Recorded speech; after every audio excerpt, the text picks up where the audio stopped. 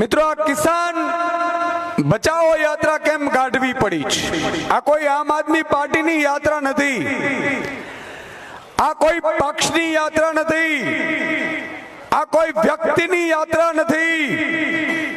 આ મિત્રો છેલ્લી ખેડૂતોની અસ્તિત્વની લડાઈ માટે ખેડૂત બચાવો નીકળેલી યાત્રા છે, પરિવર્તન લાવવા માટેની યાત્રા છે. કઈ રીતે આ સાબિતી થાય છે તમે જુઓ. આપણે ખેડૂતો માટે લડત ચડાવી, ખેડૂતો માટે અવાજ ઉઠાવ્યો.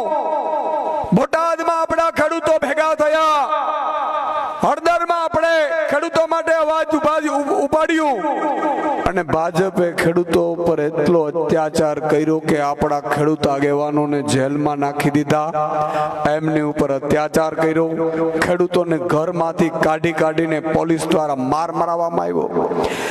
જેમ જલિયાવાલા બાગમાં જનરલ ડાયરે જે કામ કર્યું હતું, આખા ઘેરીને આપણા ઉપર અત્યાચાર કર્યો તો, ગોળીબાર કર્યું હતું, એવી જ પરિસ્થિતિ હળદર ગામમાં ભાજપે આખા ગામને ઘેરીને પોલીસ દ્વારા કરાવડાવ્યું હતું. અને આપણે એવું હતું કે કદાચ ભાજપ સુધરી જશે, ખેડૂતો માટે નિર્ણયો લેશે. આપણા યુવાનોને જેલમાં નાખ્યા. આજે પ્રવીણ રામ જેવા વ્યક્તિઓ 108 માળા પૂરી કરીને જેલમાંથી બહાર આવ્યા છે, એમને એકવાર તાળીઓથી વધાવી લેશે. આપણે ખબર છે, માતા બહેનો અહીંયા બેઠી છે, 108 ની માળા કરીએ ને, આપણે 108 પૂરા કરવા પડે માળામાં મોતીડાને. અને ત્યારે મોતીડા પરોવાતા હોય. આજે ભગવાને 108 દિવસ આ નવયુવાનોને આપણે તપાવ્યું છે. શું કામ? કે એ 108 દિવસની માળા પૂરી કરીને હવે નીકળશે ને, એ એવો ગજગજાઈ નીકળશે ને કે ભાજપને ધ્રુજાવી દેશે.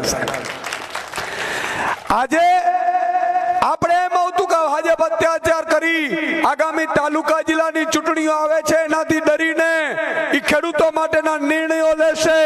પણ એમણે કોઈ નિર્ણય ન લીધો મિત્રો, અને નિર્ણય ન લીધો એટલે આપણે નિર્ણય લેવા મજબૂર બન્યા છીએ કે આ યાત્રા આજે દાદા સોમનાથના પટાંગણમાંથી અમે શરૂઆત કરી છે. અને પ્રવીણભાઈ ગામના ઘુસિયામાંથી, એમના ગામથી શરૂઆત કરી છે. એમણે કીધું કે સુદાનભાઈ, મારે મારા ગામની તપસ્યા જોવી છે, એમના લોકોની તપસ્યા જોવી છે, એટલે અહીંયાથી શરૂઆત કરી છે.